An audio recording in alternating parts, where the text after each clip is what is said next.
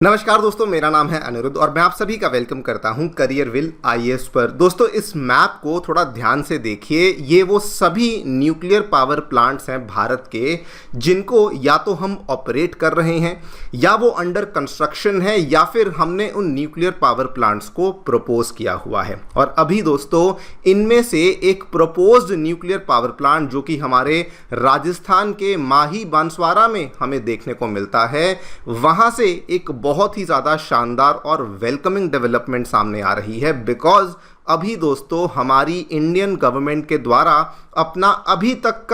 अपने इतिहास का अभी तक का largest ever nuclear power project का टेंडर है जिसको कि हमने लॉन्च कर दिया है। आप लोग यहाँ पे देख पाएंगे खबर दोस्तों, कल ही सामने आई है। India to float largest ever 28,000 crore rupees nuclear EPC tender for the 2800 megawatt Rajasthan project. यहाँ पे भी देख पाएंगे जगह जगह पे इसको कवर किया गया है। क्या इसकी डिटेल्स हैं, क्यों ये हमारे लिए बहुत ही स्पेशल और इसके क्या मायने बन जाते हैं, वो सब चीज़ों के बारे में तो मैं चर्चा आपके साथ करूंगा ही करूंगा। लेकिन दोस्तों, ये वाकई में इंडिया के न्यूक्लियर और हमारे ओवरऑल पावर सेक्टर के लिए एक बहुत ही डेयरिंग और जायंट लीप बन जाती है। ऐसा इसलिए because this is going to be the first project in India, specifically first nuclear project in India जिसमें कि प्राइवेट प्लेयर्स को इतने बड़े स्केल पे हम लोग इनवाइट कर रहे हैं। सेकेंडली, इसके अंदर आने वाले जो अलग अलग पावर प्लांट्स हैं वो कुल मिला के 4 होने वाले हैं। और इसकी खास बात यह है कि चारों के चारों जो हम लोग इसके अंदर न्यूक्लियर पावर प्लांट्स को लगाएंगे, उसके अंदर जो भी रिएक्टर्स होंगे वो सभी के सभी इंडिजिनसली बिल्ड किए जाएंगे। इसके पहले और भी इंडिया में कई सारे ऐसी लोकेशंस हैं, जैसे कि गुजरात का काकरापार हुआ, इवन हमारा जो कर्नाटका का कैगा हुआ, वहां पर हमने कुछ सिलेक्टिवली इंडिजिनस रिएक्टर्स को इंस्टॉल किया हुआ है। लेकिन माही बांसवाड़ा में जो हम लोग करने जा रहे हैं, चारों के चारों जो रिएक्टर्स हैं they will be build indigenously. And thirdly, ये इस चीज़ का टेस्टामेंट है दोस्तों कि इंडिया अपने 100 गीगावाट वाले न्यूक्लियर एनर्जी के टारगेट को बहुत ही सीरियसली ले रहा है, जिसका यहाँ पे आप लोग देख सकते हैं ऑलरेडी भी कई सारे स्टेप्स लिए जा चुके हैं। और अब ये इंडिया ने अपना अभी तक का जो लार्जेस्ट एवर टेंडर है इसको भी लॉन्च कर दिया है। बात करेंगे सभी डेवलपमेंट्स के बारे में, क्या देखने मिला है, क्या इसके मायने हैं। आइए शुरू करते हैं दोस्तों मेरे साथ। मेरा नाम है अनिरुद्ध। यदि आप लोग हमें फॉलो करना चाहते हैं तो दिए गए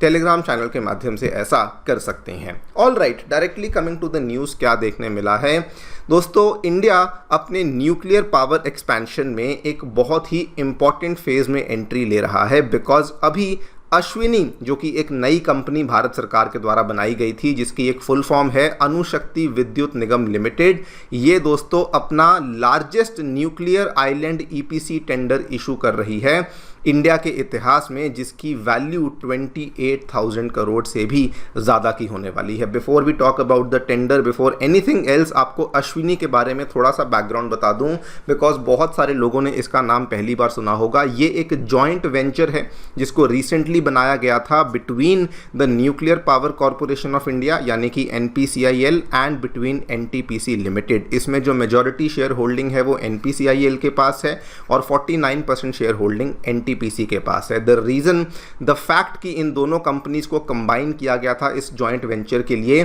NPCIL के पास न्यूक्लियर टेक्नोलॉजी की एक्सपर्टीज़ है और NTPC के पास प्रोजेक्ट को एग्जीक्यूट करने की कैपेबिलिटी है। उसी बिना पे ये वाले जॉइंट वेंचर को हमने फॉर्म किया था। कमिंग टू द प्रोजेक्ट, क्या हम लोग यहाँ पे करने वाले हैं दोस्तों, ये राजस्थान का मैप है, ध्यान से देखिए। इसकी सदर्न मोस्ट डिस्ट्रिक्ट आप देख सकते हैं बांसवाड़ा, और वहाँ पे माही नदी के बिल्कुल किनारे पे आपको ये वाला प्रोजेक्ट देखने को मिलेगा, जहाँ पे Mahi Banswara Rajasthan atomic power project को बनाया जाने वाला है। इसमें कुल मिला के 4 अलग अलग रिएक्टर्स होंगे। चारों की जो क्षमता है वो 700 मेगावाट की एनर्जी जनरेट करने की होगी, यानी कि कुल मिला के 2800 मेगावाट।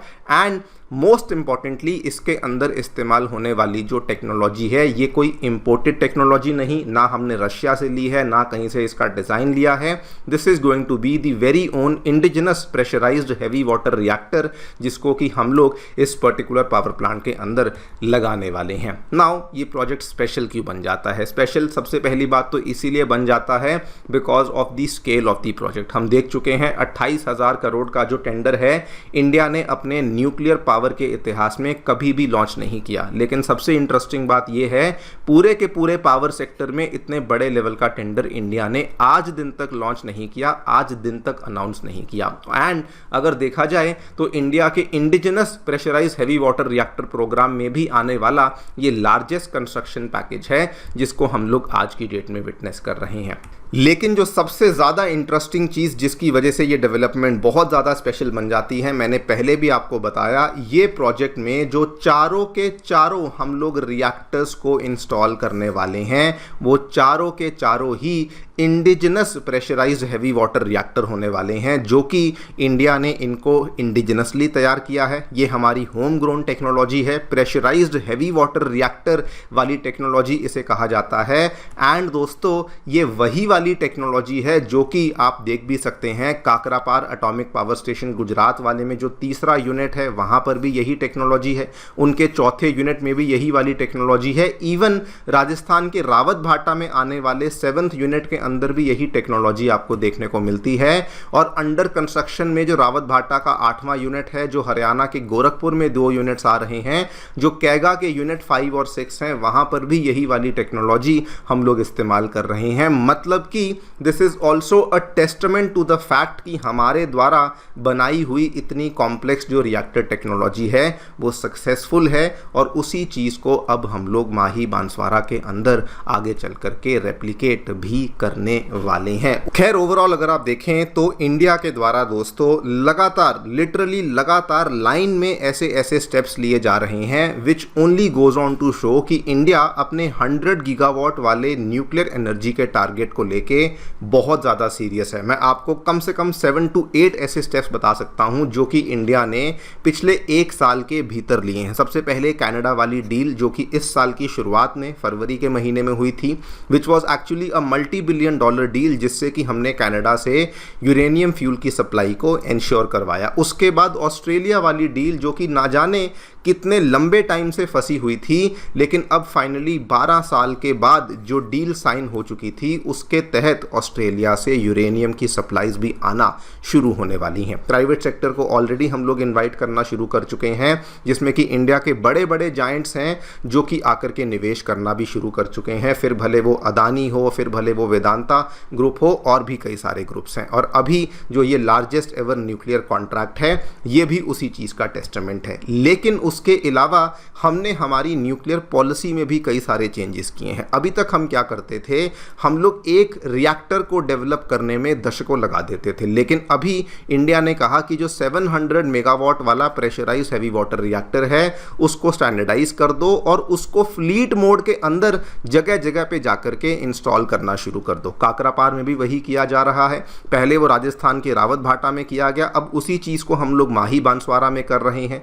कैगा में भी वही किया जा रहा है एक्सपेंशन के लिए, हरियाणा के गोरखपुर में भी वही किया जा रहा है, चुटका में भी वही चीज़ को रिपीट किया जाएगा जो चीज़ माही बांसवाड़ा में होने वाली है। फ्लीट मोड का मतलब बड़ा सिंपल है, design same, supplier same, lower cost होंगी, कंस्ट्रक्शन बहुत ज़्यादा फास्ट होगी। एग्जैक्टली जो चीज़ चाइना ने आज से कुछ साल पहले करी अपनी न्यूक्लियर एनर्जी को इंक्रीज करने के लिए, वही चीज़ चाइना कर रहा है। उसके बाद भारत स्मॉल मॉड्यूलर रिएक्टर्स वाले कॉन्सेप्ट को, जिसको पिछले साल फ्लोट किया गया था, उसको लेकर भी उनके डिज़ाइंस फाइनलाइज हो चुके हैं। और अब कहा जा रहा है कि हमारे भारत के महाराष्ट्र और आंध्र प्रदेश में जो इंडिया के पहले स्मॉल मॉड्यूलर रिएक्टर्स हैं उनको भी जल्दी से लाया जाएगा, जो कि प्रोबेबली महाराष्ट्र में तारापुर में और आंध्र प्रदेश के वाइजाग में इन वाले जो स्मॉल मॉड्यूलर रिएक्टर्स को जल्दी से इंस्टॉल किया जाएगा। वंस अगेन उसी चीज़ को मैं रिपीट कर रहा हूं, लेकिन दोस्तों this just goes on to show कि 100 गीगावाट वाले टारगेट को अचीव करने के लिए इंडिया एक नहीं